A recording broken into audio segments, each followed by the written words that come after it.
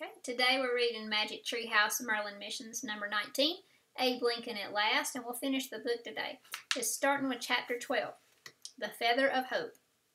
A spring breeze was whispering through the trees. "We're home," said Jack. They were back in Frog Creek, wearing their own clothes again. Jack looked in his backpack and pulled out their book on Abraham Lincoln.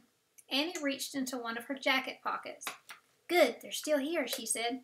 She took out Abraham Lincoln's gifts, the bottle of blackberry ink and the goose feather pen. "Cool," said Jack. "Before we go, I want to look in our book and see if there's a picture of Willie and Tad," said Annie. She took the book from Jack and checked the index. "Yes." Then she turned to a page on the Lincoln children. Annie read for a moment. Then she whispered a sad, "Oh no." She closed the book and put it down. She looked terribly sad. "What's wrong? What did you read?" said Jack. "I just read that Willie died of typhoid fever in 1862, said Annie. "Oh no," said Jack. "That was the year after we met him."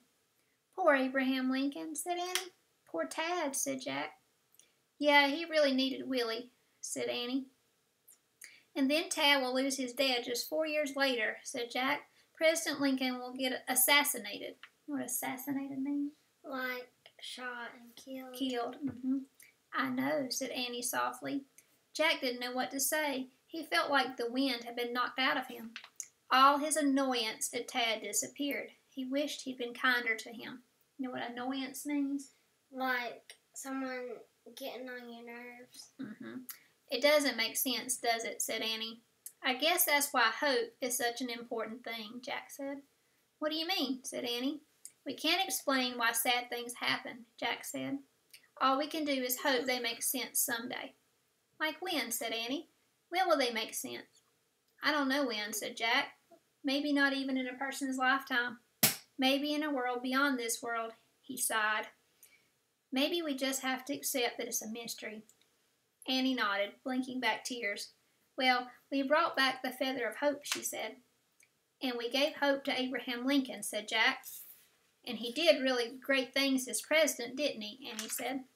"Yeah, and he was a great dad, too," said Jack. Jack placed the feather of hope in the corner of the treehouse next to the glacial buttercup and the emerald rose.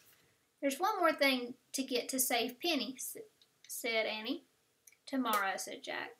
"Definitely," said Annie. "Today, I just want to live my normal life, have breakfast with Mom and Dad, and go to school," added Jack.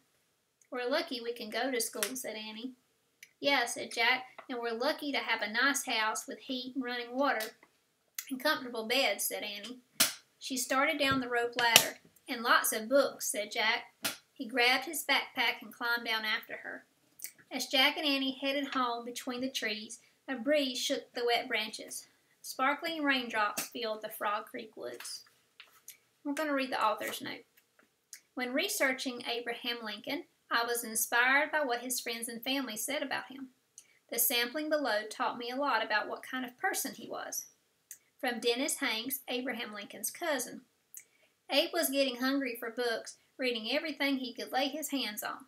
He would go to the cupboard, snatch a piece of cornbread, take down a book, sit down in a chair, cock his leg up as high as his head, and read.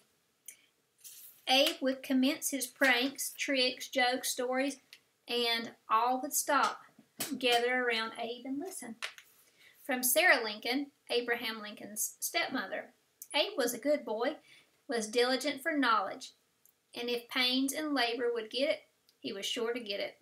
He was the best boy I ever saw. He read all the books he could lay his hands on. When he came across a passage in a book that struck him, he would write it down on boards if he had no paper, and keep it there till he did get paper. Then he would rewrite it, look at it, and repeat it.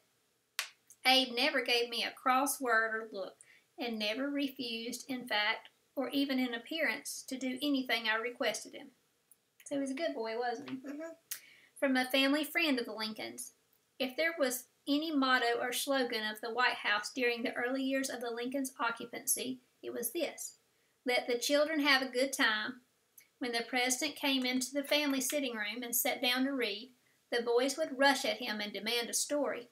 Tad perched precariously on the back of the big chair, Willie on one knee. You know what precariously means? That's a big word. like dangerously on the back of something. Now I hope that you will do your own fact tracking and enjoy learning more in the Magic Treehouse Fact Tracker, Abraham Lincoln. All right, and let's see if we can get the questions right. Want to see? Mm-hmm. Question number 1, and y'all that are listening, see if you can answer them. In Washington, D.C., Annie wears a long blank with an apron. Dress. Good, that's right. Number 2, Jack and Annie make a wish to meet Abraham Lincoln alone and use a magic blank.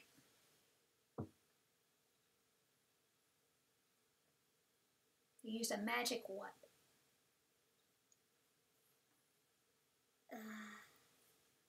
Starts with a P.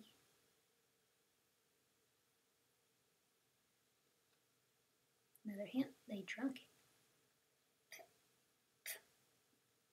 it. What do you drink? A magic. Starts with a P. I don't know. Potion, a magic potion. Oh, yeah. Okay, number 3, Jack and Annie must help Sam get water from a blank. Where does Sam go? Spring, good. Number 4, Lincoln's parents never learned to blank. Ride, very good. Number 5, Lincoln's youngest son was named blank.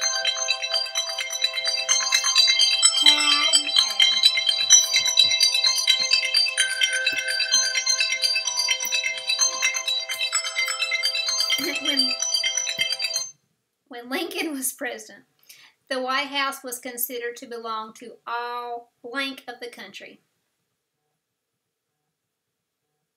Citizens, good. And the last one, Sam gives Jack and Annie a quill pen and blank ink. Ink. Oh, bottle. What kind of ink?